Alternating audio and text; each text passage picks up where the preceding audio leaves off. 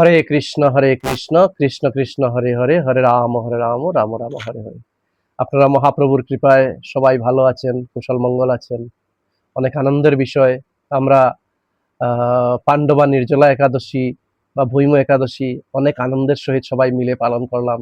অনেক আনন্দের বিষয় যে আমরা সবাই পাণ্ডবা নির্জলা একাদশী আমরা অনেক আনন্দের সহিত প্রেমানন্দে আমরা পালন করেছি। অনেক লোক আমাকে ফোন করে বলেছেন যে প্রভু পাণ্ডবা নির্জলা একাদশীতে আমাদের অনেক সমস্যাও ছিল। অনেক সমস্যার মধ্যে দিয়ে অনেক লোক, যাই হোক, অনেক সমস্যাকে অতিক্রম করে অনেক লোক শুদ্ধভাবে আমাদের পাণ্ডবা নির্জলা একাদশী পালন করেছে।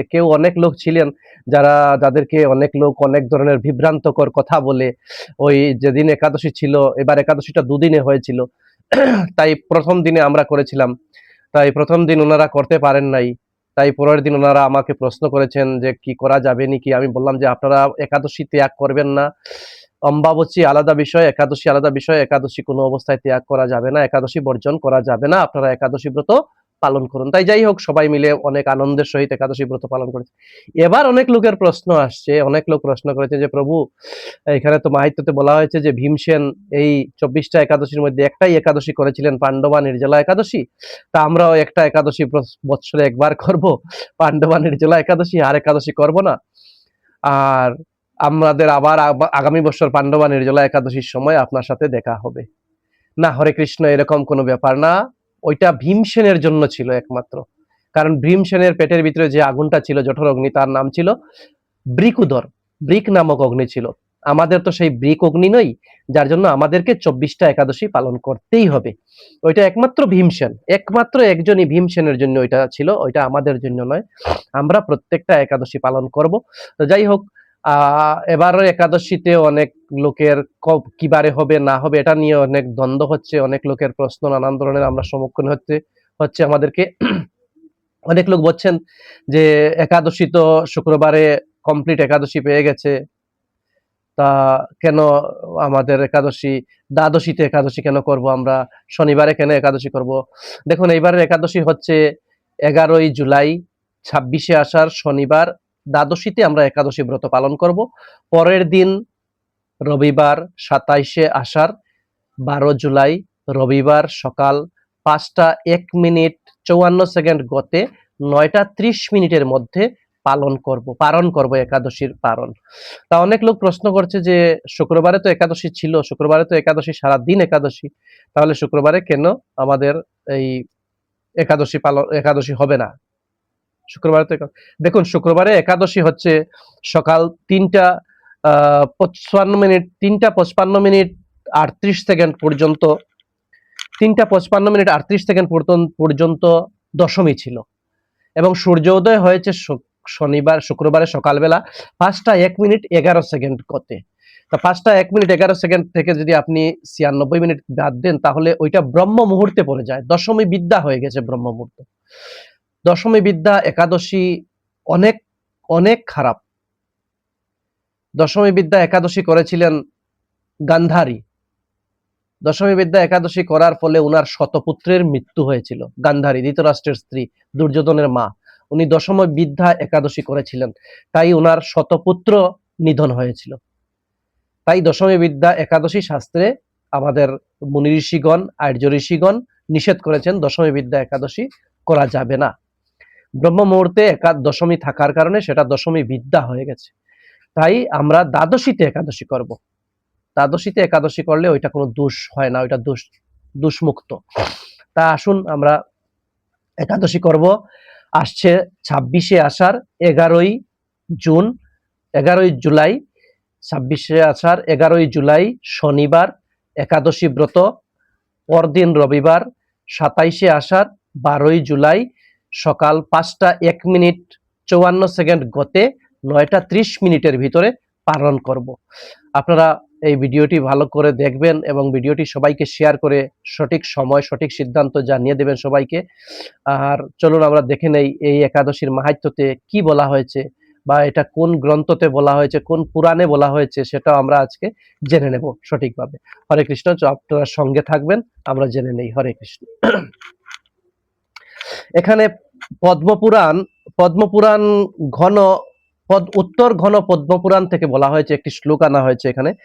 ন শৈব ন চ সৌরহ সৌন শাক্তগণ সেবক, যে ভক্ত বিষ্ণু গেয় পার্শ্বধিক হি সাহা। খুব সুন্দর শ্লোকটি এবং ব্যাখ্যা অতি সুন্দর। বলা হয়েছে ন শৈব ন চ সৌরহ সিনৌ ভক্তগণং সেবক, য ভক্ত বিষ্ণু গেয় পার্শ্বধিক হি সাহ। এটা হচ্ছে উত্তর গৈন্য পদ্মপুরাণ থেকে এই শ্লোকটি উদ্ধৃত করা হয়েছে। এর অর্থ হলো, অর্থাৎ শিব ভক্তই হন বা দুর্গা ভক্তই হন বা সূর্য ভক্তই হন অথবা গণেশের ভক্তই হন না কেন, একাদশী ব্রত সকলেরই পালনীয় এবং একাদশীতে ভোজন বর্জনীয়। যে ব্যক্তি একাদশী ব্রত অনাহার করে না, ব্রত অনাহারে করে অন্ন ভোজন করে, সেই ব্যক্তি পশু থেকেও নীচ বা অধম। পদ্মপুরাণে বলছেন যে ব্যক্তি একাদশী ব্রত অনাদর করে, মানে যে ব্যক্তি একাদশী করে না বা একাদশীর ব্রতকে অনাদর করে, মানে সে মানেই না একাদশী, একাদশী করবো না আমরা, এবং একাদশীতে অন্ন ভোজন করে, পদ্মপুরাণ বলছে সেই ব্যক্তি পশু থেকেও আরো নীচ বা অধম বলা হয়েছে। আমি বলি নাই, পদ্মপুরাণ বলছে। পদ্মপুরাণ 18টা পুরাণের একটি পুরাণ, সেই পুরাণ বলছে। তাই আমাদেরও একান্ত পালনীয় আমরা একাদশী ব্রত করা। দেখুন, বড় দুঃখের বিষয় বলতে হয়, শাস্ত্রে কি লেখা হয়েছে, কি বলা হয়েছে সেটা আমাদের উদ্দেশ্য নেই, আমরা সেটা সম্বন্ধে জানারও চেষ্টা করি না। আমরা বলি অমুক কি বলেছেন। আমি বারবার কিন্তু আমার ভিডিওতে একটা কথাই বলি আমি, যে শাস্ত্র কি বলেছে, আমাদের গ্রন্থাদি পুরাণাদি গ্রন্থ কি বলেছে সেটা ইম্পর্টেন্ট না অমুক বাবা কি বললেন, অমুক ঠাকুর কি বললেন, অমুক মা কি বললেন সেটা ইম্পর্টেন্ট। অমুক বাবা, অমুক মা, অমুক ঠাকুর যা বলেছেন তাও ইম্পর্টেন্ট, তাও মানতে হবে যদি সেটা শাস্ত্রীয় সম্মত হয়, যদি সেটা শাস্ত্রোক্ত সম্মত হয়। যদি শাস্ত্রসম্মত না হয় তাহলে সেটা আমরা কি করে গ্রহণ করব বলুন। আমাদের সনাতন পুরাণাদি শাস্ত্রে বলা হয়েছে একাদশী করব, আমরা মালা তিলক ধারণ করব। এখন আমাদের যদি মালা তিলক ধারণ করতে হলে আমাদের গুরুর পারমিশন নিতে হয়, যে গুরুদেব আমি কি তুলসীর মালা গ্রহণ করব। তাও আমি পারমিশন নিচ্ছি যার কাছ থেকে, যার গুরুর কাছ থেকে পারমিশন নিচ্ছি, সেই গুরু নিজেই তুলসীর মালা ধারণ করেন না। তাহলে তুলসীর মালা কি আমাদের শাস্ত্রে বলা হয় নাই লাগানোর কথা? আপনারা পদ্মপুরাণ পড়ুন, গরুর পুরাণ পড়ুন, বিষ্ণু স্মৃতি শাস্ত্র পড়ুন, নির্ণয় সিন্ধু পড়ুন, দেখুন ওইখানে কি লেখা আছে। এগুলো তো গ্রন্থ। অমুক কি বললেন, তমুক কি বললেন সেটা ইম্পর্টেন্ট আমরা দেই, কিন্তু আমরা একটাবার গ্রন্থ অধ্যয়ন করি না। আর আমরা আপনাদেরকে গ্রন্থ থেকেই পরে পরে বলছি যে গ্রন্থতে লেখা হয়েছে, গ্রন্থতে দেওয়া হয়েছে। তাই একাদশী ব্রত কে বললেন যে অমুক পরে এসেছেন, আগে এসেছেন, এই সেই, এগুলা ফালতু কথা, এগুলা আপনারা গ্রহণ করবেন না। আপনারা একাদশী ব্রত শ্রদ্ধার সহিত মন দিয়ে একাদশী ব্রত পালন করুন। একাদশী ব্রত না করলে পাপ হয়। শাস্ত্রে অনেক নিয়ম দেওয়া হয়েছে। শাস্ত্রে যদি আমরা ব্রহ্ম হত্যা করি তাহলে ব্রহ্ম হত্যা থেকে কিভাবে আমরা মুক্তি পাবো তার ব্যবস্থা, তার প্রায়শ্চিত্ত শাস্ত্রে দেওয়া আছে। স্ত্রী হত্যা, গো হত্যা, ব্রহ্ম হত্যা, ভ্রূণ হত্যা, এইগুলা যদি কেউ করে তাহলে সে তার এই পাপ, যদি এইগুলা করার মাধ্যমে তার যে পাপ হয় সেই পাপ থেকে রক্ষা হওয়ার জন্য শাস্ত্রে অনেক প্রায়শ্চিত্তের বিধান দেওয়া হয়েছে। কিন্তু একাদশীর দিনে যদি কেউ অন্ন গ্রহণ করে, পঞ্চ রবিশস্য গ্রহণ করে, তাহলে তার যে পাপ হবে সেই পাপ মোচনের কোনো ব্যবস্থা, কোনো শাস্ত্রে, কোনো প্রায়শ্চিত্তের বিধান দেওয়া হয় নাই। তাই একাদশী ব্রত আপনাদের একান্ত পালনীয়। আমি বলছি না, শাস্ত্রটা পড়ুন, নিজে পড়ুন, আপনারা শিক্ষিত সমাজ, শাস্ত্র পড়ুন। হরে কৃষ্ণ। যাই হোক, আমি আর বিশেষ সময় নষ্ট না করে আমি সোজাসুজি চলে যাচ্ছি। যোগিনী একাদশী আসছে আগামী 26শে আষাঢ়, 11ই জুলাই শনিবার যে একাদশী, সেই একাদশীর নাম হচ্ছে যোগিনী একাদশী। তা যোগিনী একাদশীর মাহাত্ম্য গ্রন্থে কি বলা হয়েছে, ওটা কোন গ্রন্থ থেকে নেওয়া হয়েছে তা আমরা আজকে দেখে নেব। হরে কৃষ্ণ, সঙ্গে থাকবেন।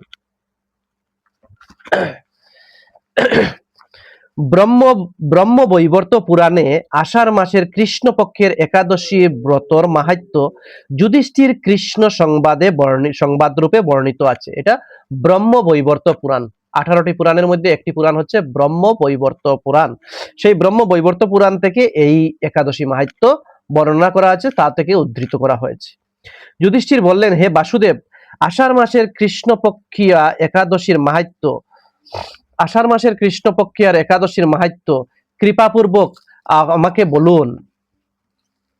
যুধিষ্ঠির মহারাজ ভগবান শ্রীকৃষ্ণকে বলছেন যে আষাঢ় মাসের এই যে কৃষ্ণপক্ষের একাদশী, সেই একাদশীর মাহাত্ম্য কৃপাপূর্বক আপনি আমাকে বলুন। দেখুন, জানারও ইচ্ছা থাকা দরকার। আমাদের তো জানারও ইচ্ছা নেই, আমরা জানতেও চাই না, আমরা যা জেনেছি তাই যথেষ্ট হয়ে গেছে। হরে কৃষ্ণ। শ্রীকৃষ্ণ বললেন, হে মহারাজ, সকল পাপ বিনাশিনী ও মুক্তিপ্রদ এই উত্তম ব্রতের কথা বলছি, আপনি শ্রবণ করুন। আষাঢ় মাসের কৃষ্ণপক্ষিয়া একাদশী যোগিনী নামে খ্যাত। এই একাদশীর নাম হচ্ছে যোগিনী নাম।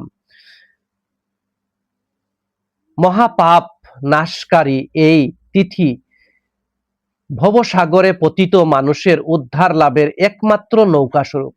একাদশী হচ্ছে আমাদের এই ভব সংসার থেকে উদ্ধার পাওয়ার একমাত্র নৌকা, একমাত্রই পথ। তাই আমরা কীর্তনে বলি, ভব নদীর ঘাটে বসে বৈষ্ণব দাস কেঁদে বলে, আমায় পার করো বলে বৈষ্ণব দাস কেঁদে বলে। তাই যে পার করো, এই পার করার জন্য তো নৌকা চাই। পার তো আর সাঁতার দিয়ে পার হওয়া যাবে না ভব নদী। তার সেই নৌকা বা সেই তরি হচ্ছেন এই একাদশী ব্রত। ব্রত পালনকারীদের পক্ষে একটি সর্বশ্রেষ্ঠ ব্রত বলে প্রসিদ্ধ। এই ব্রত পালনকারীর পক্ষে একটি সর্বশ্রেষ্ঠ ব্রত বলে প্রসিদ্ধ। এই ব্রতটি সর্বশ্রেষ্ঠ ব্রত। এই প্রসঙ্গে আপনার একটি পবিত্র পৌরাণিক কাহিনী বলছি। ভগবান বলছেন যে, হে যুধিষ্ঠির মহারাজ, এই যে যোগিনী একাদশী, এই যোগিনী একাদশী সম্বন্ধে আমি একটি পৌরাণিক ইতিহাস থেকে আমি একটি অতি মনোহর একটি কাহিনী আপনার কাছে শোনাচ্ছি, আপনি মন দিয়ে শ্রবণ করুন। অলকা নগরে বিষ্ণু ভক্তি পরায়ণ কুবের নামক এক রাজা ছিলেন। অলকা নগরে বিষ্ণু ভক্ত পরায়ণ কুবের নামক এক রাজা ছিলেন। তিনি প্রত্যহ শিব পূজা করতেন। উনি শিব ভক্ত ছিলেন, উনি শিবের পূজা প্রত্যহ করতেন। কিছু কিছু লোক আছে, দেখেন শাস্ত্রে কি বলা হয়েছে, প্রত্যহ করতেন। কিছু কিছু লোক আছে বারের পূজা করে। সোমবারে শিবকে দেবে, মঙ্গলবারে আরেক দেবতা, বুধবারে আরেক দেবতা, বৃহস্পতিবারে আরেক দেবতা, শুক্রবারে আরেক দেবী বা দেবতা, শনিবারে আরেকজন, রবিবারে আরেকজন। এইভাবে অসংখ্য নিয়ম সৃষ্টি করে এরা। এরা শাস্ত্রের সঙ্গে এরার কোনো সম্পর্ক নেই। কিন্তু এখানে বলা হয়েছে প্রত্যহ। প্রত্যহ মানে প্রত্যেক দিন শিবের পূজা করতেন। আমি যাকে মানবো তার পূজা আমি প্রত্যেক দিন করবো, নিয়ম তার প্রত্যেক দিন করব, সপ্তাহে কেন করব? সেটা হচ্ছে ব্যবসা ইতমিকিং বুদ্ধি। যাই হোক, তার হেমমালী নামে একজন মালি ছিল। হেমমালী নামে একজন, উনার রাজ্যে একটি ফুল বাগান ছিল। সেই ফুল বাগানে একজন মালি রেখেছিলেন। ফুল বাগানে তো ফুলের মালি হয়, তাই মালির নাম ছিল হেমমালী। হেমমালী নামে একজন ফুলের মালি ছিলেন। প্রতিদিন শিব পূজার জন্য মানস সরোবর থেকে সে ফুল তাকে যক্ষরাজ কুবেরের দিত। এই রাজাকে তিনি ফুল তুলে এনে দিতেন প্রত্যেকদিন মানস সরোবর থেকে। বিশালক্ষী নামে হেমমালীর এক পরমা রূপবতী পত্নী ছিল। এই মালির একজন স্ত্রী ছিলেন, ওনার নাম ছিল বিশালক্ষী। বিশালক্ষী নামে হেমমালীর এক পরমা রূপবতী পত্নী ছিল। সে তার সুন্দরী পত্নীর প্রতি অত্যন্ত আসক্ত ছিল। স্বাভাবিক কথা, যিনি পত্নী সতী সুন্দরী সদ্ধি নারী থেকে ওনার প্রতি আসক্ত থাকা একান্তই প্রয়োজন। একদিন সে তার স্ত্রীর প্রতি কামাসক্ত হয়ে পড়ল। রাজভবনে যাওয়ার কথা ভুলে গেল। বেলা দ্বিপ্রহর অতীত হলো। দ্বিপ্রহর মানে 12টা অতিক্রম করলো। এক প্রহর হয় 3 ঘন্টায়, দ্বিপ্রহর 6 ঘন্টা চলে গেছে সূর্য উদয় থেকে নিয়ে, মানে দ্বিপ্রহর 12টা বেজে গেছে। অর্চনার সময় চলে যাচ্ছে দেখে রাজা ক্রুদ্ধ হলেন। মালির বিলম্বের কারণ অনুসন্ধানে এক দূত প্রেরণ করলেন যে, হেমমালী আজকে এত লেট করে আসছে, এত এখনো ফুল নিয়ে আসছে না, আমি কি করে অর্চন বিধি করব ভগবানের শিবের? তুমি যাও। দূতকে পাঠালেন, যাও হেমমালী কেন এত দেরি করছে, ওকে নিয়ে আসো, ওর কি বা ওর দেরির বিলম্ব করার কারণটা কি জেনে আসো। মালির বিলম্বের কারণ অনুসন্ধানে এক দূত প্রেরণ করলেন। দূত এসে রাজাকে বলল, সে গৃহে স্ত্রীর সাথে আনন্দে মত্ত। দূতের কথা শুনে কুবের অত্যন্ত রেগে তখনই মালিকে তার সামনে হাজির করতে আদেশ দিলেন। সে দূত গিয়ে দেখছে যে সে তার স্ত্রীর সঙ্গে রতিক্রিয়ায় এত মত্ত হয়েছে যে সে ভুলেই গেছে যে আমি রাজাকে ফুল নিয়ে দেব, রাজার গৃহে আমি ফুল নিয়ে যাব। রাজা তখন এই সংবাদ পেয়ে এত ক্রুদ্ধ হলেন, এত গুসা করলেন, এত রাগ করলেন, তিনি বললেন তাড়াতাড়ি করে সেই হেমমালিকে আমার সামনে প্রস্তুত করো, আমি তার শাস্তির বিধান করব।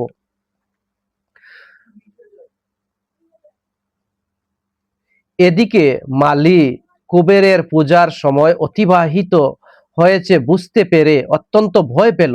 সে বুঝতে পেরেছে যে সর্বনাশ, আমার দেরি হয়ে গেছে, আমি তো ফুল নিয়ে যাওয়ার কথা ছিল অনেক আগেই, আমার দেরি হয়ে গেল। তাই স্নান না করেই সে রাজার কাছে উপস্থিত হলো। সে এত লেট হয়েছে ভেবে সে আর এখন স্নান করতে গেলে অনেক তার লেট হয়ে যাবে, দেরি হয়ে যাবে। সে কি করলো, স্নান আদি না করেই সে রাজার কাছে উপস্থিত হলো।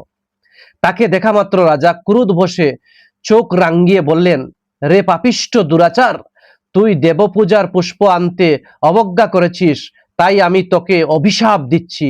তুই শ্বেতকুষ্ঠগ্রস্ত হয়ে যা এবং তোর প্রিয়তমা ভাইর্যার সাথে তোর চিরবিয়োগ সংগঠিত হয়ে থাক। তিনি কি অভিশাপ দিলেন? শ্বেতকুষ্ঠ। কুষ্ঠ মানে গলিত কুষ্ঠ, যে কুষ্ঠ হলে শরীর খসে খসে পড়ে যায়। এবং তোর যে প্রিয়তমা স্ত্রীর জন্য তোর যে আজকে দেরি হলো, লেট হলো, সেই স্ত্রীর সাথে তোর যাতে চিরবিয়োগ, সারা জীবনের জন্য যাতে তার স্ত্রীর সাথে তোর বিচ্ছেদ ঘটে যায়, এই বলে উনি অভিশাপ দিয়ে দিলেন। এই বলে তিনি তাকে অভিশাপ দিয়ে দিলেন। রে নিচ, তুই এমন এমনই এই স্থান থেকে এখনই এই স্থান থেকে ভ্রষ্ট হয়ে অধগতি লাভ কর। তিনি বললেন এখনই তুই এই রাজ্য থেকে তাড়িয়ে বিতরিত হয়ে তুই অধগতি মানে নিম্নকুলে বা নিম্ন জনিতে তুই প্রাপ্ত হ। কুবেরের এই অভিশাপে হেমমালির পত্নীর সাথে স্বর্গভ্রষ্ট হয়ে দীর্ঘকাল যাবৎ কুষ্ঠ রোগ ভোগ করতে লাগলো। রোগের যন্ত্রণায় দিন অথবা রাত্রে কখনোই সে সুখ পেত না। এইভাবে রোগের যন্ত্রণায় কি সে সুখী পাবে? কষ্টই পাচ্ছিল। এইভাবে শীত গ্রীষ্মে প্রচন্ড বেদনা, বহু কষ্ট সে জীবনযাপন করতে লাগলো। কিন্তু দীর্ঘদিন মহাদেবের অর্চনের ফুল সংগ্রহের স্বীকৃতির ফলে সে শাপগ্রস্ত হলেও বৈকুণ্ঠে সে বৈষ্ণব শ্রেষ্ঠ শিবের শরণ কখনো হয়নি। হরে কৃষ্ণ। দেখুন, বৈষ্ণবানাম যথা শম্ভু, এখানে সে সারা জীবন শিবের জন্য ফুল চয়ন করেছিল, যার জন্য বৈষ্ণব শ্রেষ্ঠ শিবের বিস্মরণ কখনো হয়নি।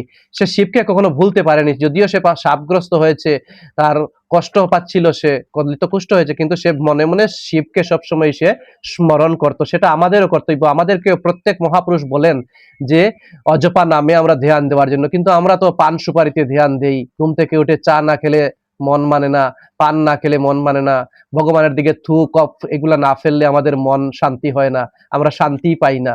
হরে কৃষ্ণ। কিন্তু আমাদের শাস্ত্র বলেছে, মহাপুরুষগণ, প্রত্যেক মহাপুরুষ বলেছেন যে নাম জপ করো, নাম জপ করো, নাম ছাড়া কলিযুগে গতি নাই।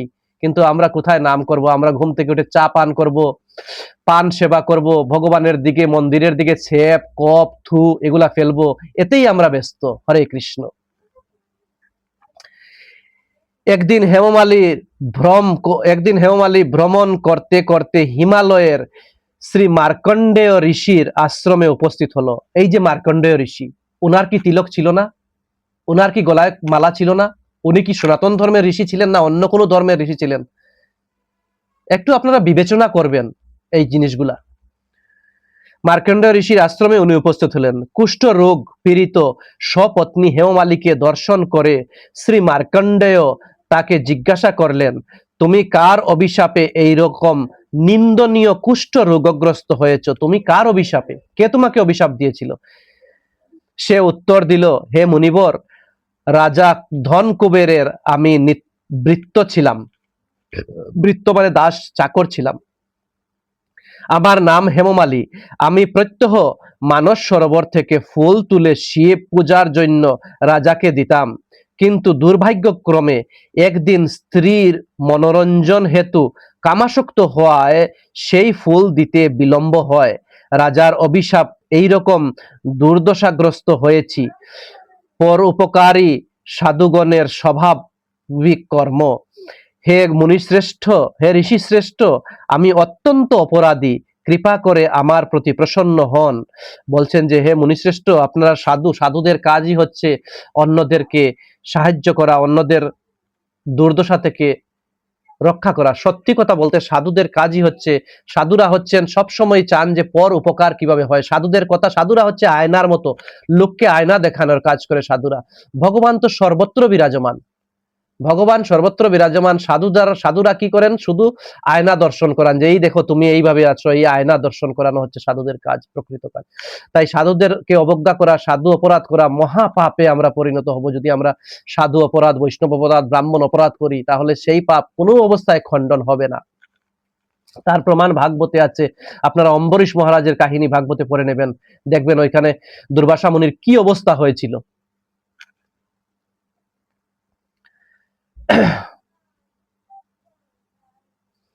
তখন দয়াচার্য চিত্ত মার্কণ্ড মুনি বললেন, হে মালিনী, তোমার মঙ্গলের জন্য শুভ ফল প্রদানকারী এক ব্রতের উপদেশ করছি।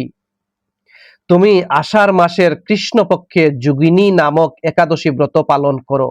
এই ব্রতের পুণ্যের প্রভাবে তুমি অবশ্যই কুষ্ঠ ব্যাধি থেকে মুক্ত হবে। শ্রীকৃষ্ণ বললেন। ঋষির উপদেশ শ্রবণ করে হেমমালী তাকে প্রণাম জানালেন। পরে অত্যন্ত আনন্দের ঋষির আদেশ মতো নিষ্ঠার সঙ্গে যোগিনী একাদশী ব্রত পালন করল। দেখুন, এই হচ্ছে নিয়ম, আমাদের কর্তব্যই হচ্ছে এটা। আমরা সাধু, গুরু, ঋষি, মুনি, বৈষ্ণব, ব্রাহ্মণ এদের কথা মতো চলা আমাদের একান্ত কর্তব্য। আমরা এদের কথা মতো যদি না চলি, তাহলে আমাদেরকে কষ্ট এবং পীড়া পেতেই হবে, পেতেই হবে, পেতেই হবে। এইভাবে হেমমালীর সমস্ত রোগ থেকে মুক্ত হলো ও পত্নী সহ সুখে জীবনযাপন করতে লাগলো। হে মহারাজ যুধিষ্ঠির, আমি আপনার কাছে এই ব্রত উপবাসের মহিমা কীর্তন করলাম। এই ব্রত পালনে ৮৮,০০০ ব্রাহ্মণকে ভোজন করানোর ফল লাভ হয়। হরে কৃষ্ণ। এই ব্রত যদি কেউ শুদ্ধাচারে পালন করে, তাহলে ৮৮,০০০ ব্রাহ্মণকে ভোজন করালে, শুদ্ধ ব্রাহ্মণ, এই যে আজকাল যে ব্রহ্ম বুঝি সেই ব্রহ্ম বুঝি না, শুদ্ধ ব্রাহ্মণ, ব্রহ্মজ্ঞানাদি ব্রাহ্মণ, যারা সত্যিকারের ব্রহ্ম সম্বন্ধে জ্ঞান অর্জন করেছেন, তাদের মতো ৮৮,০০০ ব্রাহ্মণকে ভোজন করালে যে পুণ্যফল লাভ হবে, সেই পুণ্যফল লাভ হয় এই মহাযোগিনী একাদশী ব্রত পালন করলে। যে ব্যক্তি এই মহাপাপ বিনাশকারী ও পুণ্যফল প্রদায়ী যোগিনী একাদশীর কথা পাঠ এবং শ্রবণ করে, সে অচিরেই সর্বপাপ থেকে মুক্ত হবে। এই একাদশী ব্রত যারা শ্রদ্ধা সহকারে পাঠ, শ্রবণ এবং কীর্তন করেন, তাদের অচিরেই এই মহাভব পাপ থেকে মুক্ত হবে এবং তারা বৈকুণ্ঠ ধাম প্রাপ্ত হবে। তা হরে কৃষ্ণ। আমরাও দেখুন, যদি আমরা এই ব্রত একাদশী পালন করি, কে কি বলল সেটা ইম্পর্টেন্ট না, সেটা ইম্পর্টেন্ট হবে গুরুবাক্য শিরোধার্য। গুরু যা বলেছেন তা শিরোধার্য, কিন্তু গুরুবাক্য যদি শাস্ত্রীয় না হয়, তাহলে সেটা কি করে পালন করব বলুন। আজকে আমরা স্কুলে ভর্তি হয়েছি, স্কুলে আমাদের টিচার আছে, শিক্ষক আছে, শিক্ষক আমাকে পড়ার দিয়েছে, সেই পড়া যদি সাবজেক্ট ছাড়া হয়, তাহলে কি করে সেটা আমি কি পাস করতে পারবো? আমার কি রেজাল্ট ভালো হবে? যদি সেই শিক্ষকের বাক্য যদি স্কুলের বইয়ের বাইরে হয়, বোর্ড অফ সেকেন্ডারি এডুকেশন বা বোর্ডের যে নির্ধারিত গ্রন্থ আছে, তার বাইরে গিয়ে যদি কোনো কথা বলা হয়, সেটা হয়তো জ্ঞান হতে পারে, কিন্তু তা দিয়ে আমার জীবনে কোনো কল্যাণ হবে না। তাই আপনারা সবাই একাদশী ব্রত পালন করুন, অন্যকে করার সুযোগ করে দিন। এই একাদশী মাহাত্ম্য নিজে শ্রবণ করুন এবং অন্যকে শ্রবণ করার জন্য ভিডিওটি শেয়ার করবেন, লাইক করবেন, কমেন্ট করবেন, আপনাদের চ্যানেলটিকে সাবস্ক্রাইব করবেন এবং বেশি বেশি করে শেয়ার করবেন, অন্যকে জানার ব্যবস্থা করে দেবেন। হরে কৃষ্ণ। আর বিশেষ কি, যদি ভিডিওটি ভালো লাগে থাকে, তাহলে আপনারা লাইক কমেন্টস করবেন। আর যদি কোনো অসুবিধা হয়, তাহলে আপনারা আমাকে ফোন করবেন বা কমেন্টস বক্সে আপনারা কমেন্টস করবেন। আমি যথার্থ শাস্ত্রোক্ত সেই আপনাদের কমেন্টসের সমাধান করার চেষ্টা করব। আর বিশেষ কি, হরে কৃষ্ণ, রাধে রাধে।